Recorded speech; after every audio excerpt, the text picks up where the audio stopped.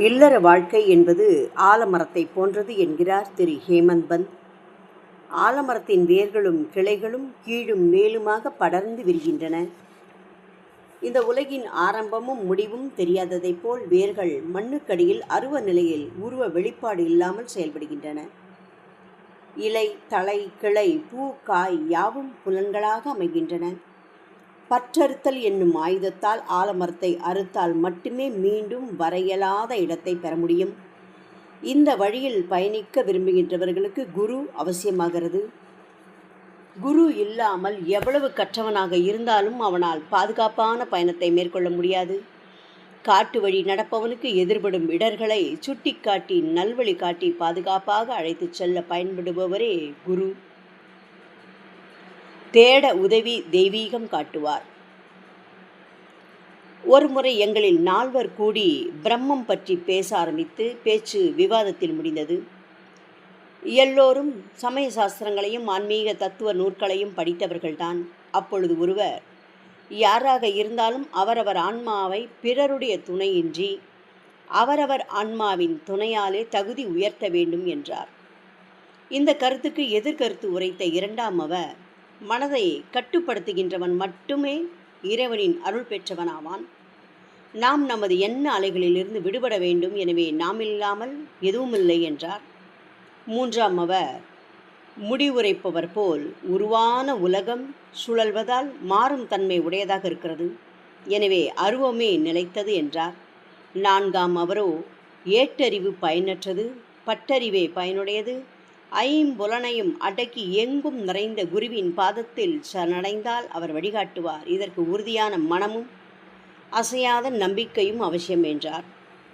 காட்டு வழியில் கடவுளை தேடி முடியாத முற்றுப்பெறாத விவாதத்தை தொடர்ந்த நாங்கள் கானகத்தில் கடவுளை தேடி அலையத் தொடங்கினோம். எங்களில் 3 கொள்கையும் அறிவின் துணையால் சுயமாக தேட வேண்டும் என்பது. அந்த காட்டு வழியில் எருமை மீது பொருட்களை ஏற்றி விற்கும் ஒரு காட்டுவாசி எதிரில் வந்தவன், இந்த வெப்பமான வேளையில் எங்கே போய்க் கொண்டிருக்கின்றீர்கள் என்று கேட்டான். நாங்களும் காட்டில் ஒன்றை தேடி போய்க் கொண்டிருக்கிறோம் என்றோம். உடனே அவனும் எதை தேடி என்று கேட்டுவிட்டான். என்ன பதில் கூறுவது என்று தெரியாமல் அவன் நம்ப முடியாத ஒன்றை சொன்னோம். அவன் நாங்கள் சொல்ல விரும்பவில்லை என்பதை புரிந்து கொண்டான்.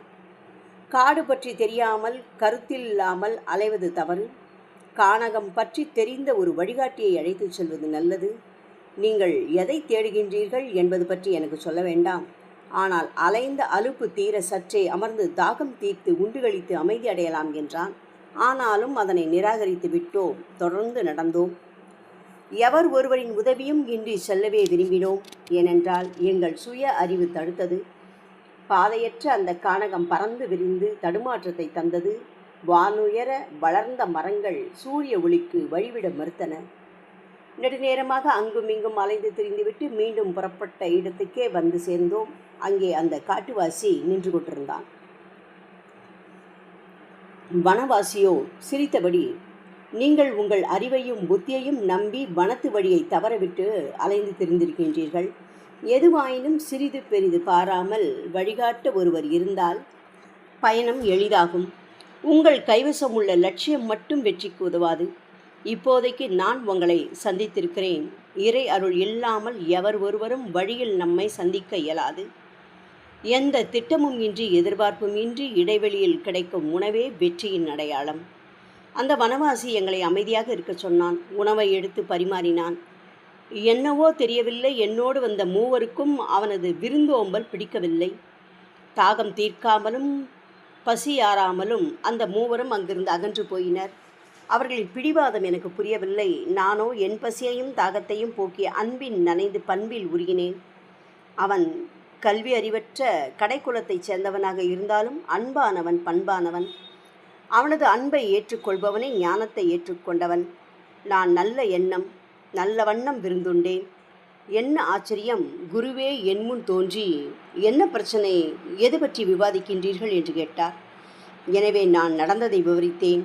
அவரோ, என்னோடு வா, என்னுடைய சொற்களில் நம்பிக்கை உடையவனே வெற்றி பெறுகிறான் என்றார். அவர் வாக்கின் மீது நம்பிக்கை உடைய நான் அவரோடு சென்றேன். அவர் என்னை ஒரு ஊரணிக்கு அழைத்துச் சென்றார். பக்கத்தில் நின்ற மரம் ஒன்றில் என்னை தலைகீழாக கட்டி தூக்கினார். தண்ணீருக்கு மேல் 3 அடி உயரத்தில் தலைகீழாக தொங்கிக் கொண்டிருந்த எனக்கு கைக்கும் வாய்க்கும் எட்டவில்லை. இந்த நிலையில் என்னை தொங்கவிட்டவர் 4-5 மணி நேரமோ எங்கோ சென்று விட்டார். அடுத்த சில மணித்துளிகளில் அங்கு வந்து சேர்ந்தவர் என்னை அவிழ்த்து விட்டவாறே எப்படி இருந்தது என்று கேட்டார். நான் பேரானந்தத்தின் உச்சத்தை அனுபவித்தேன். என்னால் அதை விவரிக்க இயலாது என்றேன். உடனே என்னை அவர் இழுத்து அணைத்து சேர்த்து கொண்டார். அன்புடன் ஆதரித்தார். அதுவும் ஒரு தாய் பறவை தன் குஞ்சை பேணுவது போல பேணினார். என் ஆசாபாசங்களிலிருந்தும் பெற்றோர் உற்றோர் உறவினர்களிடமிருந்தும் வேகமாக விடுபட்டேன். என் சொத்து சுகம் உறவு எல்லாவற்றிலும் குருவையே கண்டேன். என் உணர்வுகள் அனைத்தும் ஒன்றிணைந்தன. என் தியானத்தின் லட்சியமே குருதான். அவர் அருளால் எவ்வித முயற்சியும் இன்றி நானாக எதையும் தேடாமலே என்னுள் ஞான ஊற்று பெருகியது. நால்வருள் ஒருவரே சாயி. ஏனைய மூவரும் பேசிக் கொண்டிருக்கும் போது கடவுள் பற்றிய பேச்சு எழுந்தது. இவர்கள் எவ்வித வழிகாட்டுதலும் இன்றி அறிவின் துணையுடன் ஆண்டவனை தேடி போனார்கள். இம்மூவரின் தன்மைகளும் வேறு வேறானவை. முதலாம் அவன் சடங்கு சம்பிரதாயங்கள் பற்றி மட்டுமே அறிந்திருந்தான். இரண்டாம் அவன் ஞானி. மூன்றாம் அவன் பக்தன். பிரம்மசூத்திரம் அறிந்த இவர் ஏன் இவர்களுடன் சேர்ந்து கொண்டார் என்ற வினா எல்லோருக்கும் எழும். தன்னை தொடர தாமே இரு எடுத்துக்காட்டாக திகழ்ந்தார். அவரே அவதாரமாக இருக்கும் வனவாசியை மதித்த மாண்பு யாவரும் பின்பற்றத்தக்கது. கீழானவன் என்று காட்டுவாசியை ஒதுக்கிய உணர்வால் உருவான துயரங்கள் உலகுக்கு ஒரு பாடம். மாதா பிதா குரு ஆகியோரை வழிபடாமல் தன்னை அறியவும் மனதை தூய்மையாக்கவும் இயலாது. உணர்ச்சியோ மனமோ அறிவோ ஆன்மாவை அண்டுவதில்லை. வாழ்க்கையின் எதிர்வரும் லட்சியங்களையும் தர்மம் அதர்மம் ஆசை ஆகிய அனைத்தையும் முயற்சியால் அடையலாம். ஆனால் ஆன்ம விடுதலையை குருவில்லாமல் அடைய முடியாது. சாய்மகானின் ஆன்மீக ஆட்சியில் பல்வேறு மனிதர்களும் தனக்கு கிடைத்த பாத்திரங்களை உணர்ந்து நடித்தார்கள். ஜோதிடர்கள், அரசர்கள், இளவரசர்கள், பணக்காரர்கள், ஏழைகள், துறவிகள், யோகிகள், பாடகர்கள், பிரசங்கிகள் எல்லோரும் சாய்பாபாவின் தரிசனத்துக்கு வந்தனர். கீழானவர்கள் என்று சமூகம் ஒதுக்கியவர்கள் கூட பாபாவே எங்கள் உண்மையான பெற்றோர் என்று வணங்கிச் சென்றனர். வித்தைக்காரர்களும் வில்லிசை வேந்தர்களும் நாட்டியக்காரர்களும் விளையாட்டு வீரர்களும் ஊனமுற்றவர்களும் பாபாவை பணிந்து தொழுதனர். விரதங்களில் கண்ட வேறுபாடுகள். பாபா விரதம் என்ற பெயரில் பட்டினி கிடப்பதால் இறைநிலையை அடைய முடியாது என்றார். ஆன்மா அமைதி அடையாமல் ஆண்டவனை எப்படி அறிய முடியும் என்று வினா எழுப்பினார். வயிற்றுக்கு சோறிடாமல் எந்த வாயால் அவர் புகழை பாட முடியும்? எந்த கண்களால் அவரின் திருவுருவை காண முடியும்? எந்த காதுகளால் அவரின் கீர்த்தியை கேட்க முடியும்? உடம்பின் ஒவ்வொரு உறுப்பும் தனது தேவைகள் பூர்த்தியானால்தான் முழுமையாக செயல்பட முடியும். அப்பொழுதுதான் பக்தியை பெற முடியும். அதற்காக அதிகமாக உண்பதோ குறைவாக உண்பதோ கூடாது.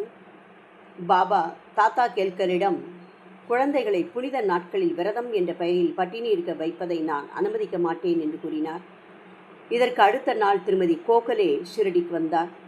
வந்தவர் பாபா முன் அமர்ந்தார். உடனே பாபா அவளிடம், பட்டினி இருக்க வேண்டியதில்லை, நீ தாத்தா பட்டின் இல்லத்துக்கு போய் நல்ல கடலை மாவும் சர்க்கரையும் சேர்த்த போலியை செய்து நீயும் உண்டு குழந்தைகளுக்கும் கொடு என்றார். திருமதி கேல்கர் வீட்டு விளக்காக இருந்ததால் திருமதி கோகலே தாத்தா பட்டின் வீட்டுக்கு சென்றார். அங்கே பாபா கூறிய போலியை செய்து அனைவருக்கும் கொடுத்து தானும் உண்டு பாபாவின் விருப்பத்தை நிறைவேற்றினார். பாபா சொன்ன தன் பருவ வயது கதை. நான் என் சிறு வயதில் உணவுக்காக வேலை தேடிக் கொண்டிருந்தேன். அதன் பொருட்டு நான் பீட்காவனுக்கு போனேன். அங்கே துணிகளுக்கு எம்ப்ராய்டரி போடும் வேலை கிடைத்தது. நான் கடுமையாக உழைத்தேன். அந்த முதலாளிக்கு என் மீது அதிக விருப்பம் உண்டானது. அங்கே என்னோடு என்னை போன்று 3 சிறுவர்கள் வேலை செய்தார்கள். அவர்களில் ஒருவனுக்கு 50 ரூபாய் சம்பளமும், இரண்டாம் அவனுக்கு 100 ரூபாய் சம்பளமும், மூன்றாம் அவனுக்கு 150 ரூபாய் சம்பளமும் கொடுத்தார்கள். எனக்கோ 600 ரூபாய் சம்பளம் கொடுத்தார்கள். என் அறிவையும் ஆற்றலையும் கண்ட முதலாளி என்னை பெரிதும் அன்பு காட்டி அரவணைத்தார். ஆகவே அதிக சம்பளமும் கொடுத்தார். மட்டுமல்லாமல் எனக்கு தேவையான ஆடைகள், டர்பன், சால்வை போன்றவை கொடுத்து மரியாதை செய்தார். அன்பின் அடையாளமாக நான் இவற்றை நெடுநாள் பயன்படுத்தாமல் வைத்திருந்தேன். எதுவும் நெடுநாள் நிலைப்பதில்லை. ஆனால் என் கடவுள் என்னும் முதலாளி கொடுத்தவை இன்றும் நிலைத்திருக்கிறது. இறைவன் கொடுக்கும் பரிசை வேறு எவர் கொடுக்கும் பரிசுடன் ஒப்பிட முடியாது. எடுத்துக்கொள் எடுத்துக்கொள், வேண்டிய மட்டும் எடுத்துக்கொள் என்கிறார் அவர். ஆனால் என்னிடம் வருபவர்கள் கொடு கொடு என்கிறார்கள். நான் சொல்வதன் பொருளை யாரும் கவனிப்பதில்லை. உலகின் ஏகபோக முதலாளியின் கஜானாவில் செல்வம் நிரம்பி வழிகிறது. அன்னையின் அருள் பெற்ற மகன் இவற்றை அள்ளி கொண்டு போகட்டும். என் உடம்பு மண்ணோடு மண்ணாகப் போகிறது. அதன்பின் இந்த உடம்பு திரும்ப வரப்போவதில்லை. இந்த நேரம் இனி எப்பொழுதும் திரும்ப வராது. நான் எங்கெங்கோ செல்கிறேன், எங்கெங்கோ அமர்கிறேன். என்னென்ன கவலைகளோ எனக்கு. ஆனாலும் நான் என் பக்தர்களுக்காக கவலைப்படுகிறேன்.